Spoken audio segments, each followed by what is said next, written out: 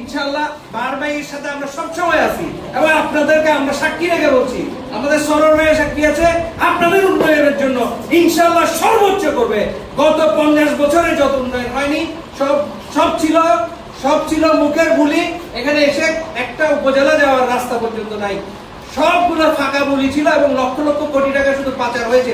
বাংলাদেশের কোনো উন্নয়ন হয়নি, তাদের নেতা কর্মীর উন্নয়ন হয়েছে, এই দেশের জনগণের কোনো উন্নয়ন হয়নি। তাই আগামীতেও ইনশাআল্লাহ বাহার ভাই যদি মনোনয়িত হয়, জাতীয় সংসদে যায়, আমাদেরকে কথা দিয়েছে এই সমিতির হাট সহ দক্ষিণ ফটিকছড়ি ইনশাআল্লাহ উনি ফটিকছড়ির উন্নয়ন করবেন। আপনারা সবাই একতাবদ্ধ হয়ে দলগত কোন দল গ্রুপিং সকল কিছুর উদ্যোগে সবাই এক শক্তি হয়ে আমরা কেন্দ্রে কেন্দ্রে কাজ করব, যার যার কেন্দ্রে ভোটারগুলো সংগ্রহ করব। কেন্দ্রের লিস্ট আমাদের সম্মানিত সভাপতি উনি অলরেডি কেন্দ্রের লিস্ট কেন্দ্রীয়ভাবে উনি সমন্বয় করছেন এবং কেন্দ্রের লিস্ট করতেছেন। আপনারা ওনার সাথে যোগাযোগ করবেন। যার যার দায়িত্ব কেন্দ্রে ভোটারদেরকে আনা, ভোটারদেরকে সুশৃঙ্খলভাবে ভোট দেওয়ার জন্য, ধানের শীষে ভোটের জন্য আপনারা যাবেন। এটাই হচ্ছে এই মুহূর্তে আমাদের প্রধান কাজ। আগামী 4 মাসের আগে এখন থেকে আমরা যদি এই প্রস্তুতি নিতে না পারি, তাহলে জাতীয় নির্বাচনে আমরা কি আমাদের জন্য অনেক অশনি সংকেত থাকবে। তাই এখন থেকে আর কোনো গরমিশি না করে আমরা কেন্দ্রের যে লিস্ট হচ্ছে, আমরা সরভাইয়ের সাথে যোগাযোগ করব এবং নেতৃবৃন্দের সাথে আপনারা সবাই যোগাযোগ করবেন। ইনশাআল্লাহ আমরা সবাই একতাবদ্ধ হয়ে ধানের শীষের প্রার্থীকে মনোনীত করব। আপনাদের সবাইকে উদাত্ত আহ্বান জানিয়ে আমার বক্তব্য এখানে শেষ করছি। বাংলাদেশ জিন্দাবাদ, বাংলাদেশ জাতীয়তাবাদী।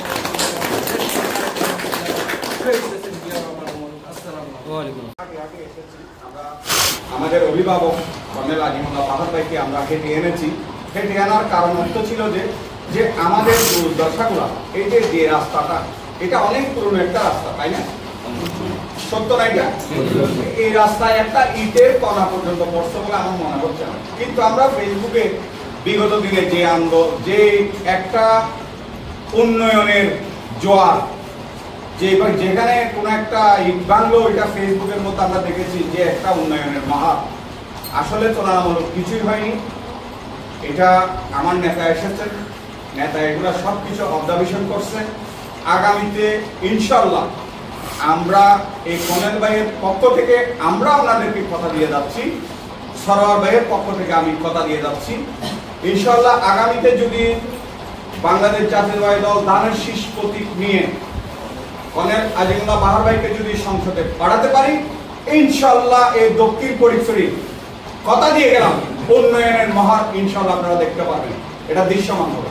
আমি এই পর্যায়ে অতীতে অনেক কিছু হয়েছে, অনেক কিছু দেখেছেন, অনেক কিছু সহ্য করেছেন। এখন সামনে বর্তমানে এবং ভবিষ্যতে আপনাদের ভয় বৃদ্ধির কোনো এখানে অবকাশ থাকবে না। এখানে ভয় নিয়ে কোনো কাজ করতে হবে না। এখানে আপনাদের বিশেষ করে ভয় পাওয়ার কোনো অবকাশ নাই বা এখানে ভয়ের কোনো কারণ নাই। আর অতীতের রাজনীতির সাবটার এটা শেষ, ক্লোজ। এটা সামনে ওই রাজনীতি আর হবে না। গায়ের জোরের রাজনীতি এখন আর চলবে না এই দেশে। এই দেশে বাহুবলের রাজনীতি আর চলবে না।